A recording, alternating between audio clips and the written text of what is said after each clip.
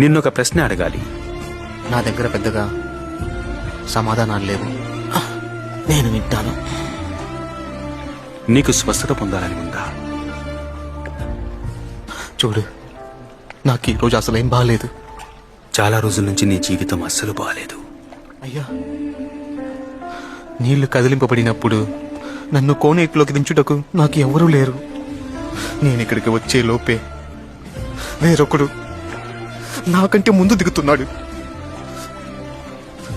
నా వైపు చూడు, నా వైపు చూడు. నేను అడిగింది అది కాదు, నేను నీ గురించి అడుగుతున్నాను. నేను ప్రయత్నించాను. చాలా కాలం పాటు నాకు తెలుసు నీకు ఈ కోనేరు అవసరం లేదు. నీకు కేవలం నేను కావాలి. చెప్పు,